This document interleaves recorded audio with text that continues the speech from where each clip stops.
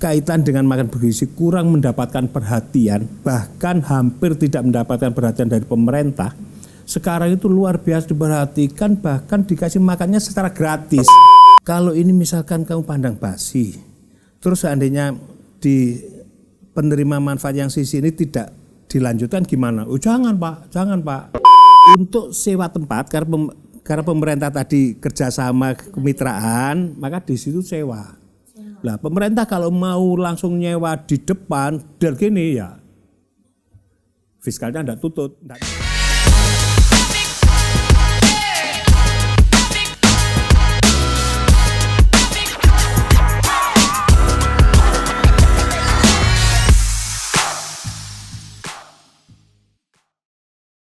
Assalamualaikum warahmatullahi wabarakatuh. Halo pemirsa, selamat datang kembali dalam podcast Suara Dewan, dan tentunya masih bersama saya Aci Ilva, dan sudah hadir bersama saya di sini narasumber yang luar biasa. Beliau adalah Bapak Dr. Andes Haji Satip MSI, anggota Komisi D DPRD Provinsi Jawa Timur. Pak Satip, ketemu lagi kita. Apa kabar hari ini, Pak? Alhamdulillah, baik Mbak Aci. Sehat? Sehat. Alhamdulillah. Pak, main lagi ke podcast Suara Dewan. Gimana perasaannya, Pak? Alhamdulillah, jadi kami masih punya kesempatan dalam rangka bersosialisasi lewat podcast ya untuk kepentingan kita semua warga Jawa Timur. Warga Jawa Timur. Khususnya Dapil Bapak mungkin ya, Jember Lumajang. Khususnya Dapil Jember dan Lumajang. Jember dan Lumajang. Ini salam sehat untuk warga Jember dan Lumajang. Iya, salam sehat selalu. Apalagi sekarang lagi musim hujan juga ya Pak ya. Iya, betul. Jadi harus menjaga stamina tubuh, begitu. Pak Satip juga.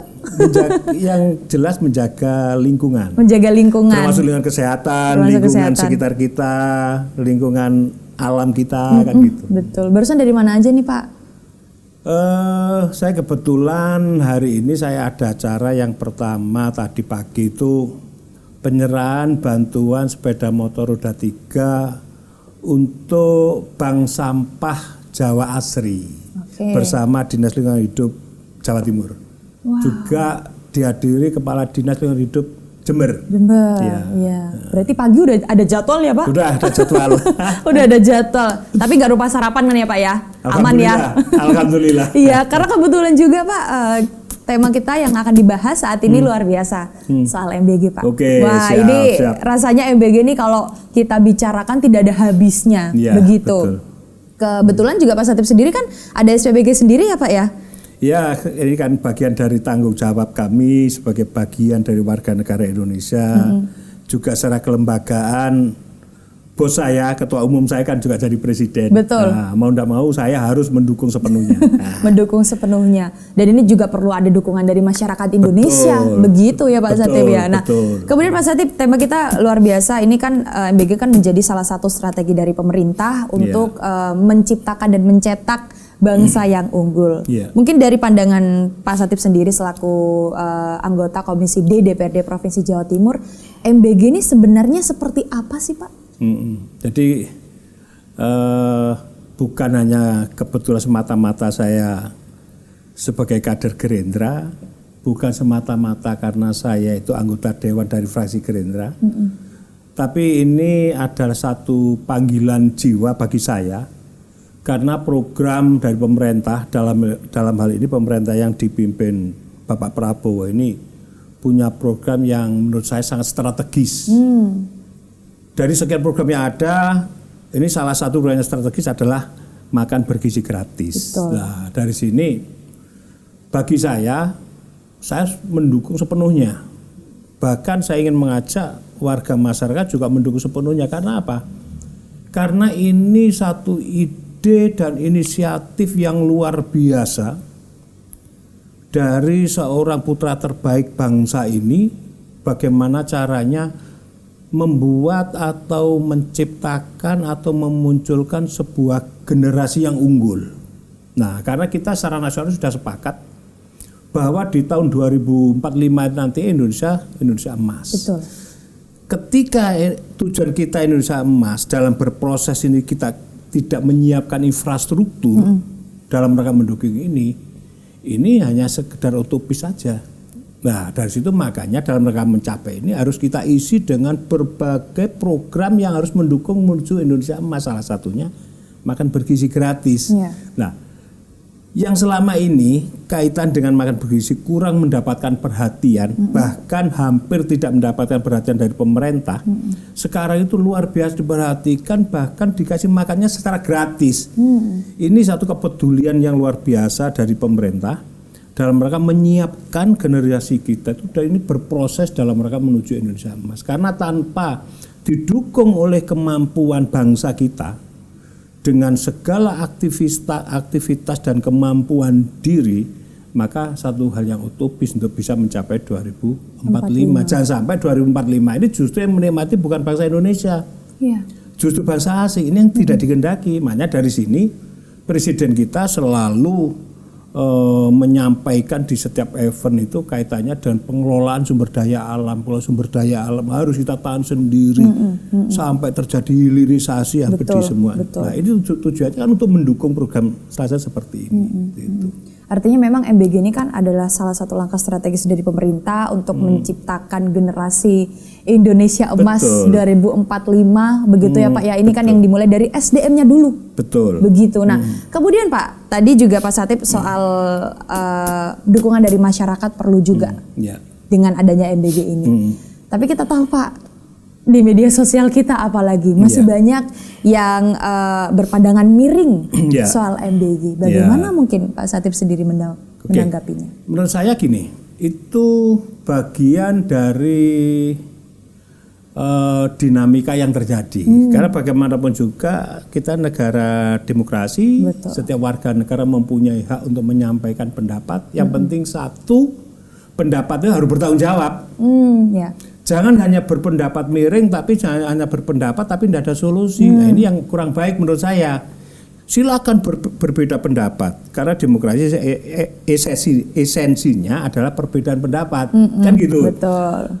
Dengan perbedaan-perbedaan ini akan menjadi indah, karena nanti kita akan mendapat yang terbaik. Selama kita bisa memahami dan mau menerima ketika pendapat kita itu akhirnya tidak menjadi lebih baik, kan gitulah. Dari perbedaan ini silakan, tidak masalah. Yang penting ada solusi, gitu loh. Masyarakat kita itu tidak mengharapkan tontonan perbedaan pendapat tanpa solusi. Masyarakat butuh solusi, ya, gitu loh. Nah, karena MBG adalah produk politis, kan kebijakan politis, produk politis, maka tidak menutup kemungkinan juga akan terjadi dinamika di lapangan. Itu sudah biasa lah ya Pak. Itu biasa, namanya masyarakat kan heterogen toh. Betul. Ada yang senang, ada yang tidak, ada yang kepentingannya terdesak, ada yang tidak. Betul. Nah, kalau ada kepentingan terdesak pasti ya tanggapannya kurang baik. Tapi silakan, tidak masalah. Itu dinamika ini sebagai bagian dari masukan pemerintah dalam rangka untuk mengkontrol. Karena kebijakan tidak selalu baik tanpa ada kontrol. Nah, sehingga ketika ada kontrol kita berinterpretasi, oh ya mungkin karena ini mungkin lah.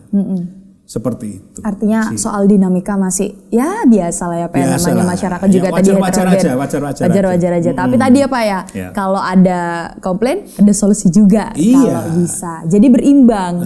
Karena gini Aci, saya juga karena saya itu kebetulan DPR dari fraksi Gerindra, saya merasa terpanggil dan punya tanggung jawab moral dan formal terhadap permasalahan yang muncul akibat program-program dari pemerintah. Satu contoh gini. Ketika di sini ada informasi bahwa ada makanan katanya sudah basi, ini saya tidak tinggal diam, karena tangan saya banyak, mata saya juga banyak, telinga saya banyak, saya mendengar, melihat. Nah dari situ ada betulkah? Akhirnya kemudian saya coba, ternyata tidak semuanya benar, tidak semuanya benar, gitu loh. Nah dari sini, karena seperti ini berarti harus ada hal yang harus diperbaiki, komunikasinya dengan masyarakat. Karena ketika di sini coba kita tanya masyarakat, kalau ini misalkan kamu pandang basi, terus seandainya di penerima manfaat yang sisi ini tidak dilanjutkan gimana? Oh jangan Pak. Ini salah satu contoh. Ternyata masyarakat masih berharap harus macam itu. Lah, Hal ini kan tidak bisa kita pandang sebelah mata. Oh, ini bagian dari dinamika seperti itu. Kemudian Pak, kita tahu juga artinya ya ini kan ya sudah biasalah masyarakat kita kan bermacam-macam dan beragam. Perbedaan itu wajar begitu ya Pak ya. Banyak juga nih Pak yang berpendapat gimana kalau uangnya aja yang dikasih. Nah, itu gimana mungkin Pak Sati menanggapinya? Ya karena tadi banyak pendapat dari masyarakat yang berbeda-beda. Ada yang berkehendak seperti itu. Bahkan ada lagi gini, daripada itu diserahkan pada SPPG ke mahasiswa sekian, kenapa tidak diberikan ke kantin? Nah, tapi kalau model seperti itu, karena target pemerintah di sini itu peningkatan gizi, gizi kan harus seragam. Betul. Ketika kita berikan ke kelompok per kelompok, misalnya kemudian ke kantin per kantin atau orang per orang, ini akhirnya gizi tidak bisa kita seragamkan. Karena apa? Dalam rangka menyeragamkan inilah akhirnya apa? Di SPPG itu ada beberapa komponen. Salah satu yang penanggung jawabnya adalah kepala SPPG atau kepala dapurnya. Kemudian di situ kaitannya menghitung bahan makannya. Ini ada akuntannya. Yang tidak kalah pentingnya lagi, di sini ada ahli gizi. Iya, betul. Nah, kemudian dalam ruangan tersebut ada salah satu ruang konsultasi gizi. Di SPPG ya Pak SPPG. Setiap SPPG ada yang namanya ruang konsultasi gizi. Artinya apa? Artinya di bagian-bagian masyarakat penerima tadi diberi kesempatan menginformasikan ke ahli gizi bahwa di sekolah ini ada sekian anak yang tidak bisa makan makanan ini, alergi. Ini harus diganti apa? Ini komunikasi, konsultasi seperti itu. Jadi ada, makanya ketika di sini terjadi informasi masalah seperti ini kita tanya dulu. Masyarakat yang ngomong tadi itu bagian masyarakat penerima atau bukan? Atau hanya sekedar informasi?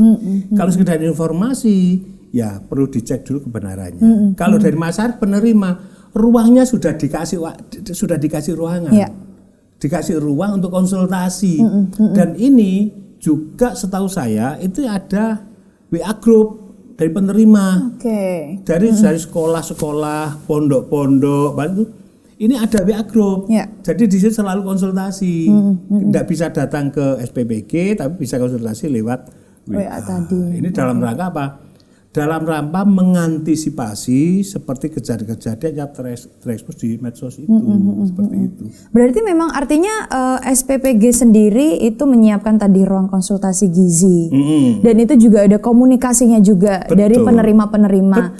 Nah ini untuk konsepnya itu dari pihak SPPG yang datang ke penerima atau penerima yang akhirnya konfirmasi untuk nanti anak-anak ini tidak bisa makan yang seperti ini atau seperti apa Pak? Nah kan gini, sebelum pendistribusian atau sebelum SPPG ini jalan, ini kan kepala dapur sudah melakukan MOU ke sekolah-sekolahan, datang ke sana MOU, terus kemudian di situ juga ditanya kaitannya dengan menu-menu. Jadi ini setiap saat 2 atau 3 hari sekali itu ada petugas SPPG selalu komunikasi dan bisa datang ke sana, bisa sekolahan yang datang atau bisa lewat medsos, lewat WA gitu loh. Jadi menginformasikan bahwa hari Senin sama Selasa menunya ini. Nah, kemudian di sekolahan ini bisa menerima semua enggak? Kalau enggak bisa, kira-kira apa siswa di situ yang tidak bisa menerima makan seperti ini, misalnya alergi, nah nanti kita ganti. Ini selalu terkomunikasikan. Artinya secara rigid. Artinya di SPPG ini tidak selalu seragam menunya ya Pak ya, menyesuaikan dengan kebutuhan penerima begitu. Ada anunya, ada apa tuh?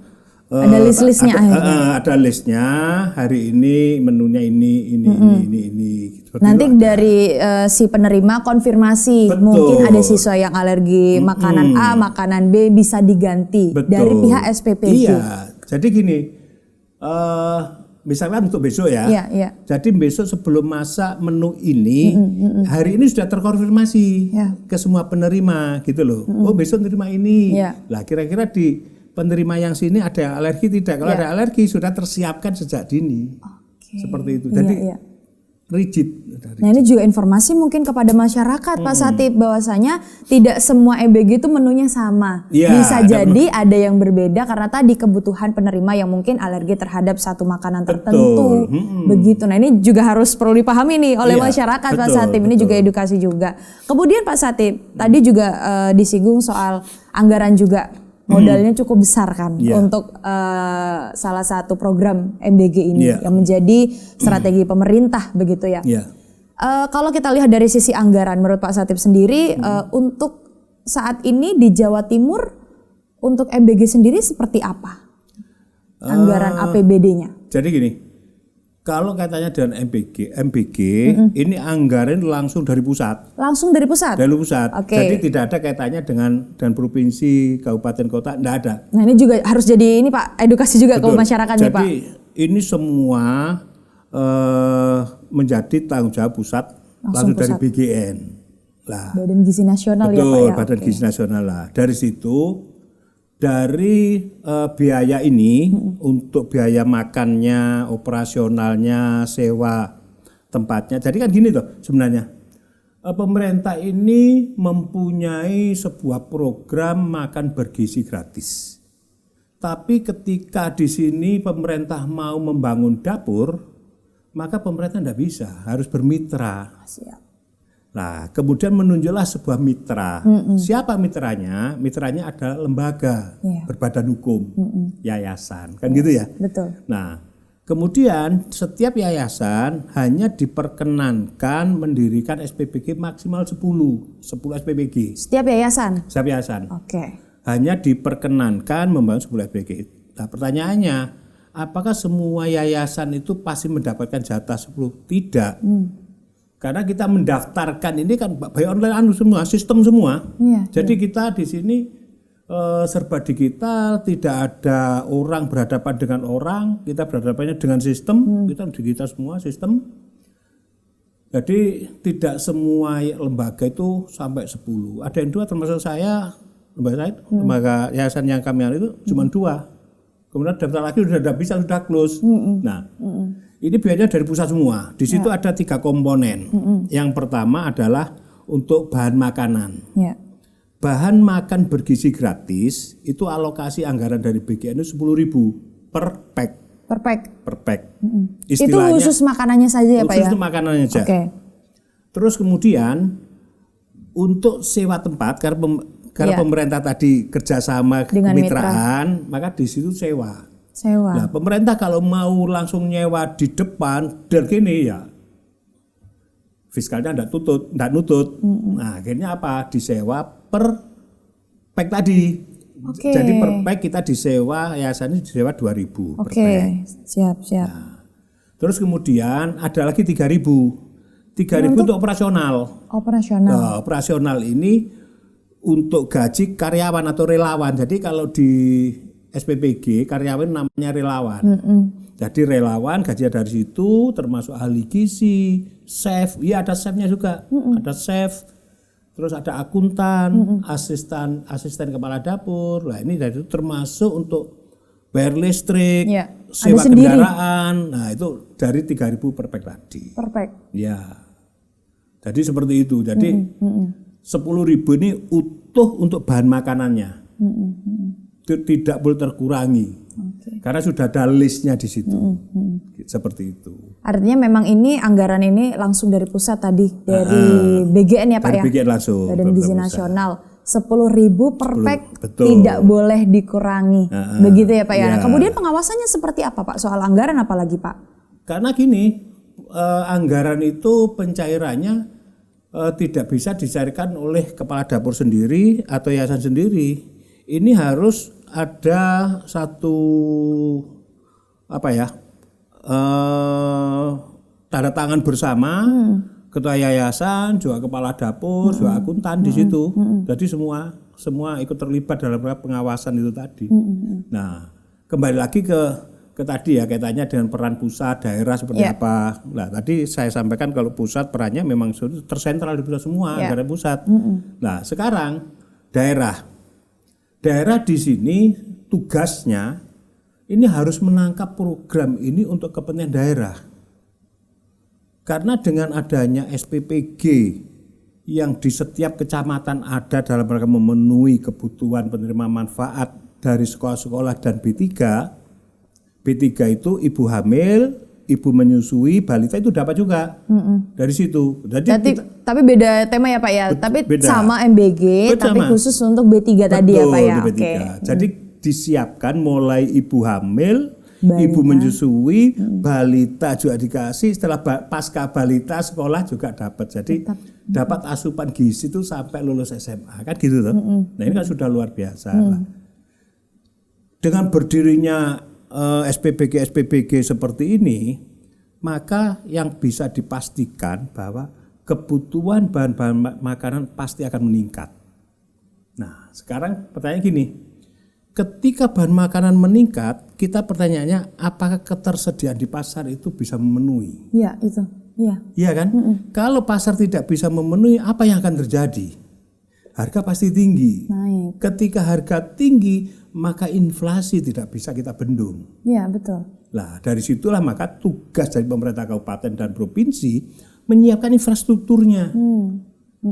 Kalau misalkan di satu kecamatan ada 4 SPPG atau 5 SPPG, di situ pasti membutuhkan bahan makanan tadi tuh. Betul. Sayur mayur, daging, telur, macam-macam. Beras juga. Nah, dari sini sedapat mungkin Pemkab, Pemkot, Pemprov harus menyiapkan infrastrukturnya dalam rangka mendukung bahan makanan ini, ketersediaan ini jangan sampai tidak ada. Bahan bakunya artinya? Betul, bahan bakunya harus ada. Lah, dengan masyarakat nanti menyiapkan ini, maka otomatis nilai ekonomi masyarakat akan didapat dari peningkatan ini tadi. Nah, akhirnya apa? Target dari pemerintah di samping peningkatan gizi, pertumbuhan perekonomian lewat pemerintahan desa atau lewat desa-desa akan terjadi. Nah, kalau perekonomian sudah tumbuh berkembang lewat desa, di Indonesia lebih banyak desa daripada kota. Betul. Masyarakat kita banyak tinggal di pedesaan daripada perkotaan. Akhirnya apa? Tidak nutup kemungkinan perekonomian kita nanti akan disanggah oleh perekonomian pedesaan. Kalau ini sudah terjadi akan luar biasa Indonesia. Contoh, ketika kita mengalami badai COVID, dunia usaha semuanya jatuh, semuanya tidur. Yang masih mampu bangkit dan bertahan siapa? UMKM. Ya betul, UMKM. Iya kan, UMKM. Lah, ini dengan adanya MBG ini, UMKM akan tumbuh dan berkembang. Khususnya di wilayah-wilayah yang ada SPBG-nya tadi. Karena kan gini, sayur pasti ada tengkulaknya, ada bakulnya. Tidak mungkin kayak SPBG beli langsung ke petani, kan tidak mungkin. Iya. Akhirnya kan tumbuh, berkembang.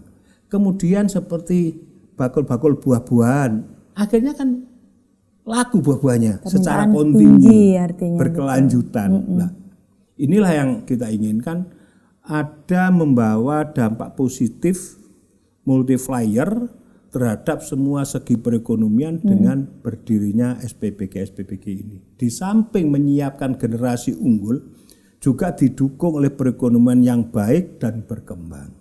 Artinya MBG ini dampaknya tidak hanya untuk SDM ya Pak ya, bukan, tapi tadi ekonomi juga akan meningkat tadi. Tenaga kerja juga. Tenaga kerja, betul. Karena setiap SPPG itu menyerap tenaga kerja sekitar 50 sampai 60 orang. Satu SPPG. Satu SPPG. Lah, yang hampir pasti itu tenaga kerjanya atau yang namanya relawan tadi pasti ngambil di wilayah setempat. Betul. Kecuali perkotaan ya, karena perkotaan kan ya sulit. Jadi sebagian besar itu relawannya ngambil di wilayah-wilayah setempat situ. Nah, akhirnya kan yang sebelumnya tidak ada pekerjaan, kan akhirnya terserap bekerja. Nah, sekarang jelek-jelekan aja lah. Dalam satu kecamatan ada 5 SPPG. Kalau diterima di situ misalkan 50, sekarang sudah berapa 50 kali 5? Iya. 250. Betul. Itu cuma dari situ. Belum kaitannya dengan pertumbuhan perekonomiannya, UMKM-nya juga jalan. Nah, seperti itu. Artinya, sopir juga. Betul. Iya, betul. Artinya sangat berdampak dan ini perlu ada kolaborasi tadi. Iya. Kalau dari pusat sudah memberikan program yang sebegitu luar biasanya untuk Indonesia, ayo ini dari pemerintah kota, kabupaten, termasuk provinsi, infrastruktur. Betul. Supaya tadi ya Pak ya, bahan baku itu bisa dengan lancar. Menuju ketahanan pangan, ini harus kita dukung gitu loh. Biar kaitannya dengan penyediaan bahan baku tadi tidak sampai terjadi harga mahal sehingga inflasi. Ya. Ini yang harus kita jaga ini gitu loh. Karena gini ya Ci, dengan adanya MBG ini sebenarnya juga luar biasa, bukan hanya masyarakat kecil aja, kalau menengah juga akan terungkit. Karena juga di situ dibutuhkan susu juga toh. Betul. Kalau susu kan dari perusahaan-perusahaan besar. Ya. Tidak mungkin perusahaan kecil. Nah ini kan akhirnya pengusaha-pengusaha kelas besar pun kan juga bisa terlibat di sini berkolaborasi. Kan gitu. Artinya rata ya Pak rata. Ya? Bukan hanya kalangan atas saja, bukan hanya kalangan tengah aja, bukan kalangan bawah saja. Semuanya ikut terlibat di sini. Akan terdampak juga. Contoh sederhana untuk pengusaha besar susu. Terus kemudian kaitannya dengan piringnya yang namanya ompreng. Itu juga perusahaan-perusahaan besar semua, gitu loh, peralatannya. Ya. Seperti itu. Artinya memang MBG ini luar biasa sekali, salah satu strategi pemerintah yang memang menjadi satu langkah menuju tadi generasi yang unggul. Begitu sampai ya gini, Pak Satip? Sampai gini, saat ini yang terjadi khususnya di Jember, ini kita itu mencari ahli gizi aja sudah kesulitan. Ahli gizi di Jember saja? Di lulusan kalau yang di Jember ya ada kan Politeknik jurusan gizi ya. Itu aja mencari itu aja satu orang aja sulit sekarang. Karena sudah laku semua. Jadi penyerapan tenaga kerja bukan hanya tenaga kerja kasar saja, tapi tenaga kerja yang S1 juga terserap juga. Kayak akuntan kan dari ekonomi juga. Itu juga enggak gampang sekarang nyari. Kemudian ahli gizi enggak gampang. Ada salah satu dapur itu berminggu-minggu kendalanya cuman ahli tidak gizi. Mendapatkan ahli gizi tadi. Buka link, buka pengumuman macam-macam. Sulit. Artinya saat ini juga ahli gizi, kemudian akuntan juga ini lagi dicari nih dalam program MBG gitu. Ini padahal masih belum 50% yang beroperasi. Di Indonesia saja? Di Indonesia belum 50%, termasuk Jember belum 50% kok. Jember masih belum? Jauh Mas. Jauh? Masih jauh. Belum, sudah seperti ini kesulitannya. Gitu loh. Nah, ini kesempatan bagi mahasiswa-mahasiswa yang saat ini lagi kuliah di jurusan gizi, peluang kerja sudah ada di depan mata. Seperti itu. Luar biasa sekali. Artinya memang ini terbuka untuk semua kalangan. MBG ini memberikan dampak yang luar biasa. Tadi Pak Satip juga bilang tidak hanya kalangan atas menengah, bawah pun. Apalagi bawah mungkin ya Pak ya. Bawah yang lebih mendapatkan dampak yang luar biasa. Kesempatan untuk mengembangkan diri di MBG ini. Di MBG. Kalau di lapangan Pak saat ini bagaimana posisi MBG apalagi di Jawa Timur atau khususnya di Jember Lumajang Pak Satip? Yang jelas untuk Jember dan Lumajang masih belum 50% yang beroperasi. Harusnya ada berapa ya Pak ya SPPG-nya Pak? Waduh kalau setiap wilayah tuh ada sendiri nggak Pak patokannya? Oh ada, jadi gini. Setiap wilayah itu malah terbagi tiap kecamatan. Tiap kecamatan? Jadi menghitungnya gini. Jadi dalam satu kecamatan tersebut penerima manfaat di luar B3 tadi itu ada berapa? Nah, misalkan gini. Misalkan dalam satu kecamatan di sini ada 12.000. 12.000. Konsep awal itu kan per SPPG itu kan menyediakan 3.000 pack sampai 3.500. Nah, kalau 3.500 berarti ada sekitar 4 SPPG kan gitu ya? Nah, terus ini kan awal-awal yang jalan seperti itu. Jadi awal-awal jalan itu satu SPPG ini pertama kali operasional harus menyiapkan 3.500 penerima. Nah, kemudian ketika ini dilakukan ternyata banyak terjadi di lapangan seperti ada di medsos kita lihat banyak ada yang basi, ada yang keracunan macam-macam ya. Nah dari situ mungkin saya tidak tahu persis, mungkin bagian mengevaluasi.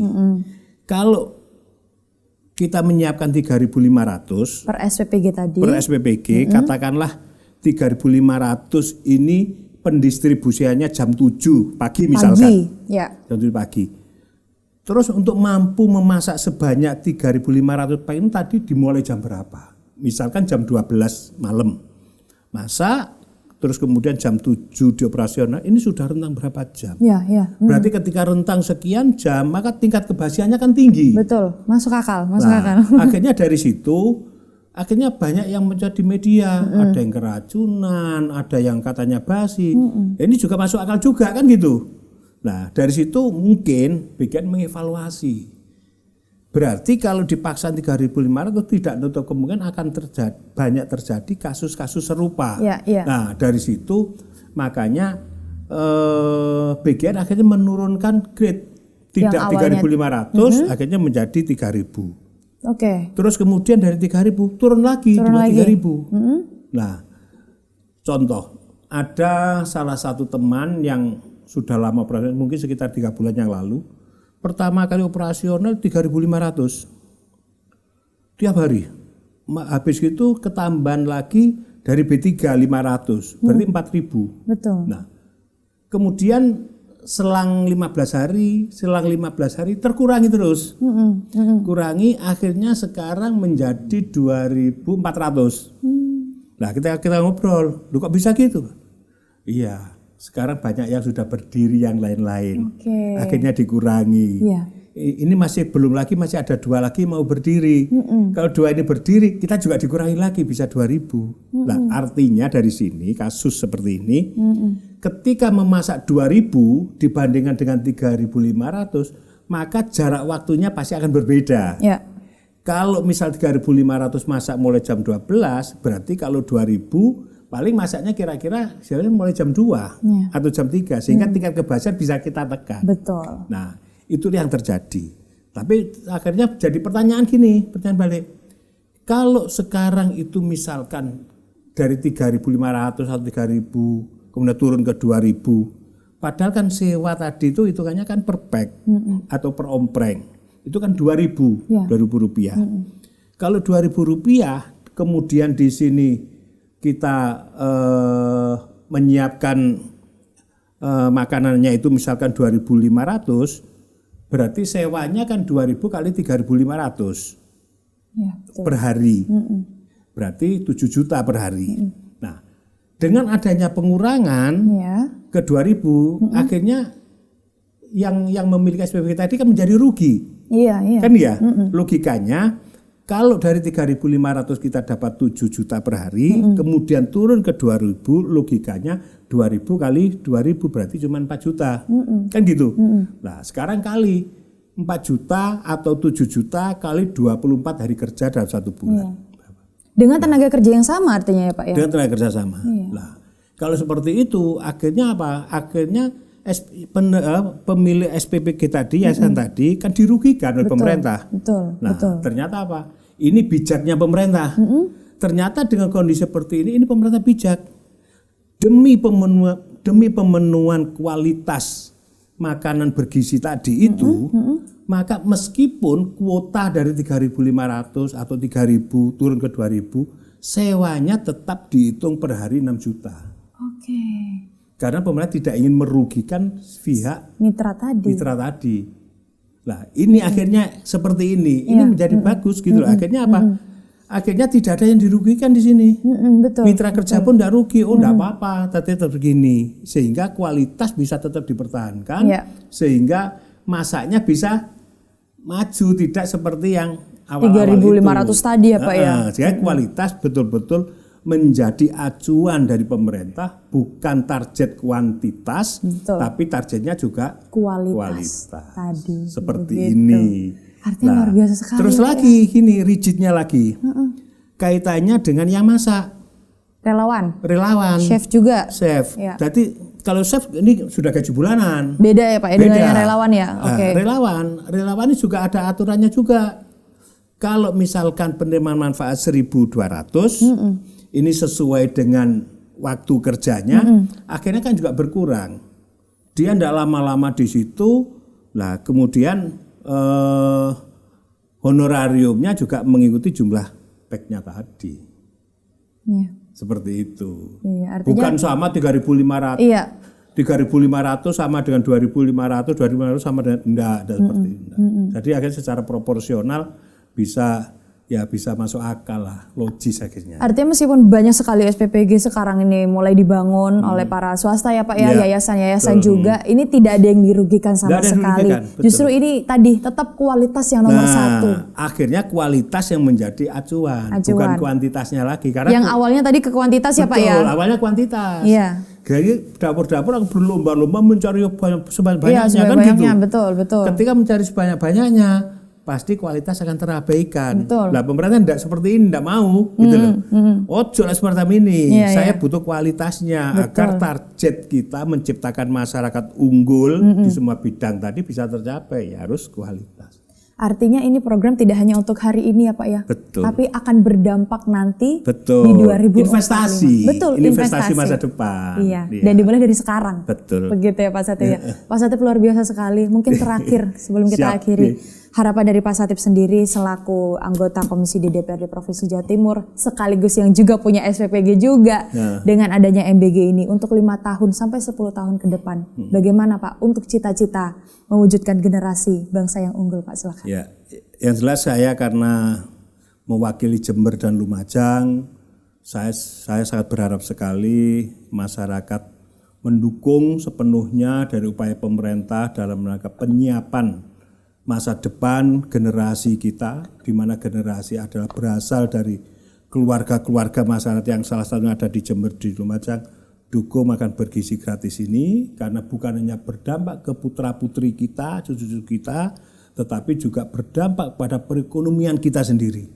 Nah, dari sini dengan adanya ruang yang sudah dibuka oleh pemerintah pusat seperti ini, saya juga berharap sebagai wakil rakyat, Pemprov maupun Pemkab maupun Pemkot yang ada di sini mendukung dalam rangka penyiapan infrastruktur, penyiapan bahan makanannya biar atau agar tidak sampai terjadi jangan sampai terjadi kekurangan bahan, karena kalau terjadi kekurangan sudah menjadi hukum ekonomi bahwa barang sedikit kebutuhan banyak pasti harganya melambung tinggi. Betul. Kalau sudah melambung tinggi maka inflasi tidak bisa kita kendalikan. Seperti itu. Luar biasa sekali Pak Satip, yang pasti adalah kerjasama dengan pemerintah kota, kabupaten. Harus berkolaborasi, sinergi antara pusat, daerah, dan semua stakeholder di sini harus bersatu padu dalam rangka untuk mensukseskan program pemerintah. Tadi infrastruktur ya Pak ya, yang menjadi harapan ya Pak ya. Dan pastinya dukungan dari masyarakat. Betul. Begitu ya Pak Satip ya. Siap. Pak Satip luar biasa sekali obrolan kita di hari ini. Terima kasih untuk edukasinya juga, sudah berkenan main kembali ke podcast Suara Dewan. Jangan kapok-kapok Pak, main lagi ke kita Pak. Untuk memberikan informasi dan edukasi tentunya kepada masyarakat. Ya, tukar menukar pikiran. Betul. Sekali lagi terima kasih Pak Satip. Sehat selalu Pak. Amin. Sehat selalu, apalagi ini lagi musim hujan juga, tetap jaga stamina untuk kondisi menjadi ini ya. Mudah-mudahan aman dan sehat selalu. Amin. Karena menjadi wakil rakyat juga. Harus sehat selalu, amin. Semoga sehat selalu. Pak Satip sekali lagi terima kasih atas waktunya. Suatu kehormatan bagi saya. Terima kasih. Dan pemirsa, itulah tadi perbincangan kita. Semoga kita perbincangkan dapat memberikan manfaat tidak hanya untuk diri kita tapi untuk orang lain. Saya Cuyulfa mewakili seluruh kerabat kerja yang bertugas. Mohon undur diri. Sampai jumpa dalam episode Suara Dewan lainnya.